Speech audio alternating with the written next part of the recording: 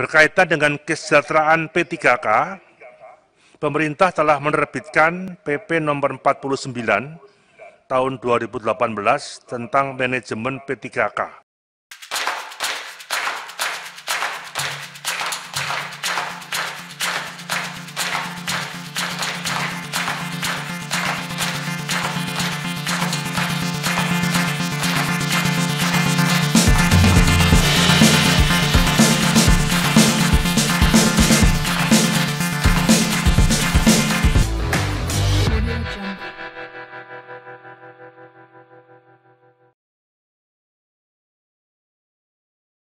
Berkaitan dengan kesejahteraan P3K, pemerintah telah menerbitkan PP nomor 49 tahun 2018 tentang manajemen P3K yang telah mengatur mekanisme pemberian tabungan hari tua dan fasilitas bagi P3K melalui lembaga pengelola pensiun sesuai dengan peraturan perundang-undangan.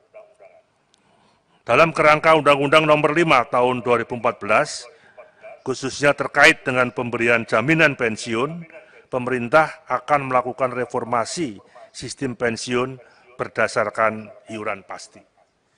Secara singkat nanti dari Kementerian Keuangan akan menjelaskan, sebenarnya pada awal bulan Januari 2020 sudah ada inisiatif mengadakan rapat Ibu Menteri Keuangan yang mengundang Pak Mendagri, mengundang kami juga untuk membahas secara detail ini.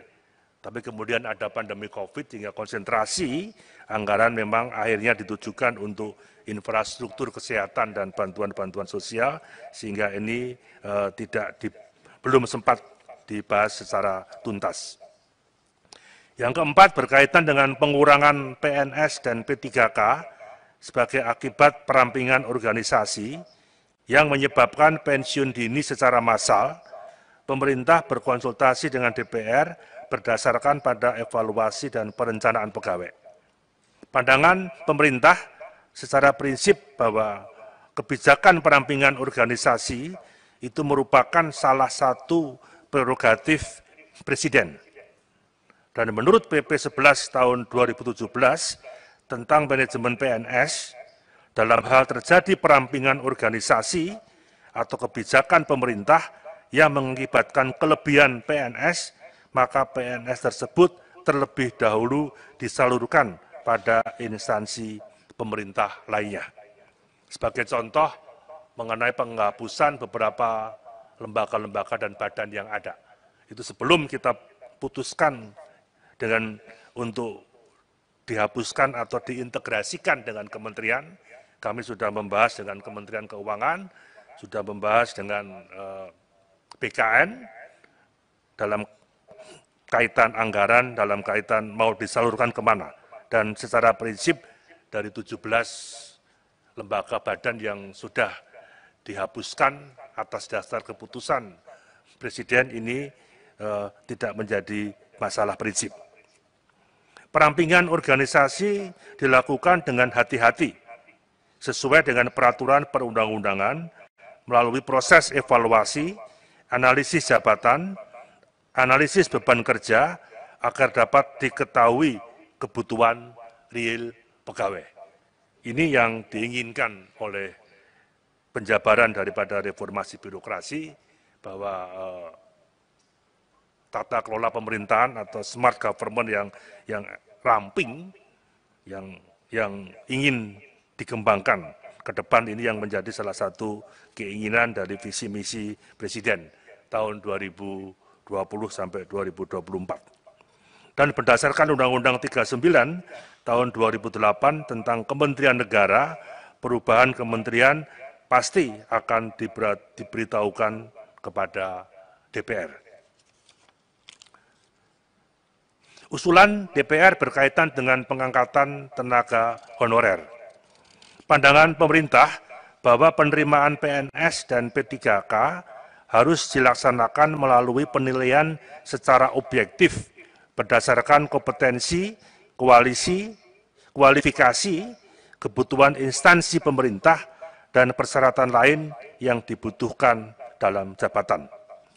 Sejak ditetapkan PP 48 tahun 2005, PPK dilarang mengangkat tenaga honorer atau yang sejenis pengangkatan dimaksud secara langsung bertentangan dengan prinsip sistem merit dan visi pemerintah untuk 5 tahun ke depan.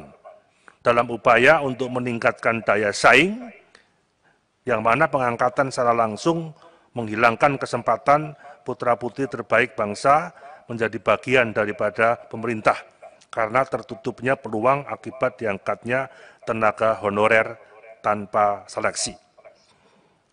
Pemerintah dalam kurun 2005-2014 telah melakukan seleksi terhadap tenaga honorer ex-THK 2 dan mengangkat lebih kurang 1.070.092 tenaga honorer yang dinyatakan lulus seleksi, dan sudah mencapai hampir 24,7% dari total PNS yang ada.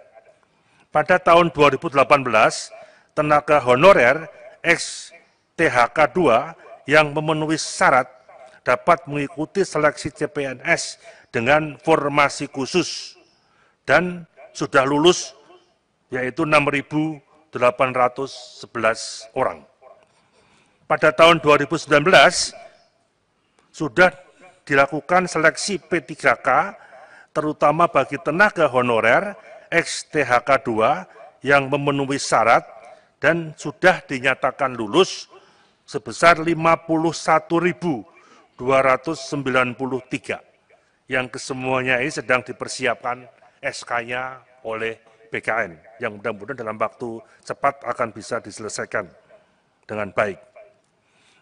Dengan tidak mengubah Undang-Undang Nomor 5 Tahun 2014 tentang ASN, pemerintah terus berupaya mencari solusi untuk mengatasi permasalahan tenaga honorer dengan tetap memperhatikan kepatuhan terhadap undang-undang yang terkait, salah satunya dengan merekrut tenaga guru yang kebutuhannya diperkirakan sejumlah 1 juta, termasuk 34.954 yang telah direkrut melalui seleksi P3K di tahun 2019. Ini sudah rapat hampir 1 tahun di tahun 2020 antara Kemendiknas bersama Kemendagri, Kemenpan RB, Kementerian Keuangan, dan BKN untuk bisa merumuskan proses kebutuhan tenaga guru yang akan dipersiapkan sejumlah 1 juta secara prinsip ini. Pimpinan dan Bapak Ibu anggota yang kami hormati, kesimpulan bahwa pada saat ini secara prinsip pemerintah memandang masih belum perlu melakukan perubahan secara drastis yang tadi diusulkan oleh yang terhormat DPR dari 5 poin. Mungkin yang 4 itu merupakan domain pemerintah. Di mana Undang-Undang Nomor 5 Tahun 2014 tentang ASN justru sangat diperlukan untuk mendukung upaya pemerintah dalam melakukan reformasi birokrasi, khususnya mendorong peningkatan kualitas birokrasi dalam rangka mewujudkan Indonesia maju. Masukan-masukan daripada usul inisiatif yang terhormat anggota Komisi 2 DPR bisa memperkaya dalam konteks menyempurnakan, tetapi tidak merubah secara prinsip yang ini menjadi domain pemerintah. Pertimbangannya adalah secara umum saja kami sampaikan dari poin kesimpulan bahwa Undang-Undang Nomor 5 Tahun 2014 tentang ASN merupakan komitmen seluruh komponen bangsa yang sangat diperlukan dalam mendukung upaya pemerintah untuk mewujudkan visi Indonesia maju. Pelaksanaan Undang-Undang Nomor 5 Tahun 2014 tentang ASN sudah mulai memberikan hasil yang positif terhadap pelaksanaan sistem merit yang sangat diperlukan untuk meningkatkan kualitas birokrasi pemerintah. Ketiga, pada saat ini pemerintah sedang berupaya untuk menyusun grand design manajemen ASN dalam menghadapi tatanan kenormalan baru dalam kerangka sistem merit. Peran KSN dari pandangan pemerintah nanti akan bisa kita perdalam dengan yang terhormat Komisi 2, masih diperlukan untuk bisa mengawal dan mengawasi penerapan sistem merit secara independen. Tinggal nanti usul daripada Komisi 2 DPR, pengintegrasian kepada pemerintah akan bisa kita lihat secara bersama.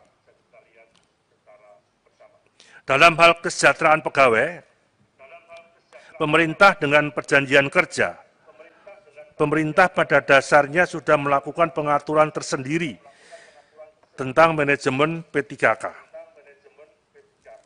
Terkait penyelesaian tenaga honorer, tidak perlu dimasukkan ke dalam undang-undang, menurut pandangan pemerintah, karena pada saat ini pemerintah terus berupaya melakukan penyelesaian melalui skema P3K.